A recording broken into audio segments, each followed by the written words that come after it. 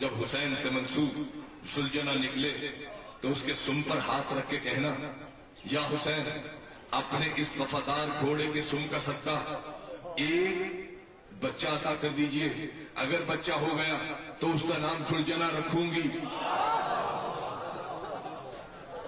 بچہ ہوا، نام ذوالجناح رکھا۔ آپ دیکھیں گے کہ وقت گزرنے کے ساتھ ساتھ ہندو نہیں رہیں گے اور مسلمان نہیں رہیں گے۔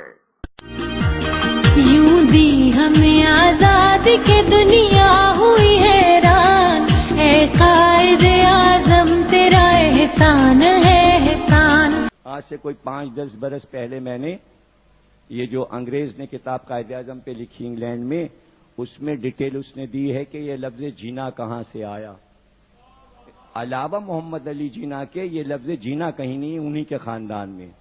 تو پتہ چلا کہ ان کے بزرگ جو تھے ان کے بچے نہیں بچتے تھے، تو ان کی دادی نے منت مانی تھی، اور منت مانی تھی کہ بھئی کسی نے کہا تھا اب جو ذوالجناح نکلے تو منت مان لینا۔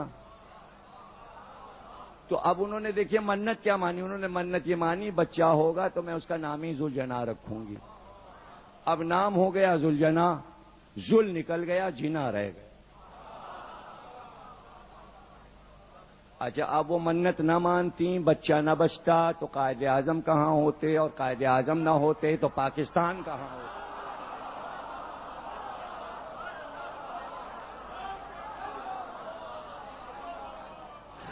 اب جملہ سن لو، جو لوگ کہتے ہیں حسین بیٹے کیسے دے سکتے ہیں، ارے حسین تو دور ہے، حسین کے گھوڑے کی شبیہ بچہ دے۔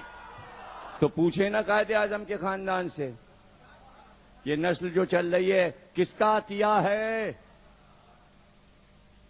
آپ دیکھیں گے کہ وقت گزرنے کے ساتھ ساتھ ہندو نہیں رہیں گے اور مسلمان نہیں رہیں گے۔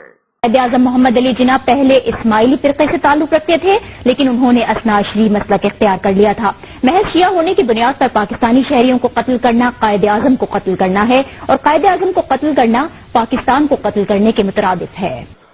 آپ دیکھیں گے کہ وقت گزرنے کے ساتھ ساتھ ہندو نہیں رہیں گے اور مسلمان نہیں رہیں گے۔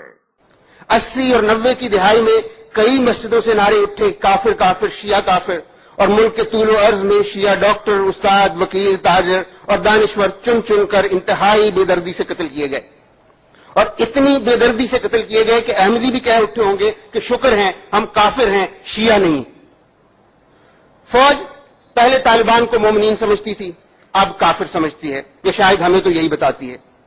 آپ دیکھیں گے کہ وقت گزرنے کے ساتھ ساتھ مسلمان نہیں رہیں گے۔ یوں دی ہمیں آزاد کے دنیا ہوئی حیران، اے قائد اعظم تیرا احسان ہے احسان۔ متحدہ قومی موومنٹ کے قائد الطاف حسین کا کہنا ہے کہ قائد اعظم محمد علی جناح پہلے اسماعیلی فرقے سے تعلق رکھتے تھے، لیکن انہوں نے اثنا عشری مسلک اختیار کر لیا تھا۔ محض شیعہ ہونے کی بنیاد پر پاکستانی شہریوں کو قتل کرنا قائد اعظم کو قتل کرنا ہے، اور قائد اعظم کو قتل کرنا پاکستان کو قتل کرنے کے مترادف ہے۔ الطاف حسین نے کہا کہ تاریخی حقائق سے یہ ثابت ہے کہ قائد اعظم محمد علی جناح پہلے اسماعیلی فرقے سے تعلق رکھتے تھے، لیکن 1898 میں انہوں نے ممبئی کے مجسٹریٹ کی عدالت میں ایک حلف نامہ جمع کرایا تھا، جس میں انہوں نے کہا تھا کہ وہ اور ان کے خاندان کا مسلک ہمیشہ سے اسماعیلی تھا، لیکن آج سے وہ ان کی بہن فاطمہ اسماعیلی مسلک چھوڑ کر اثنا عشری مسلک اختیار کر رہے ہیں۔ اس معاملے کی پوری تفصیل قائد اعظم کے قریبی دوست ابو الحسن اصفہانی کی کتاب قائد ایز آئی نیو ہم میں بما کیس نمبر موجود ہے۔ یہ بھی تاریخی حقیقت ہے کہ قائد اعظم خواجہ اثنا عشری جماعت کے رکن تھے اور اس کو باقاعدہ چندہ دیتے تھے۔ جب 1948 میں قائد اعظم کا انتقال ہوا تو ان کی میت کو حاجی کلو نے غسل دیا، جو خود بھی خواجہ شیعہ اثنا عشری سے تھے اور خواجہ جماعت کی جانب سے میت کے غسل کے لیے خصوصی طور پر مقرر تھے۔ قائد اعظم کی 2 نماز جنازہ پڑھائی گئیں۔ پہلی نماز جنازہ ان کے گھر پر شیعہ عالم دین مولانا انیس الحسنین مرحوم نے شیعہ آپ دیکھیں گے کہ وقت گزرنے کے ساتھ ساتھ ہندو نہیں رہیں گے اور مسلمان نہیں رہیں گے۔ یوں دی ہمیں آزاد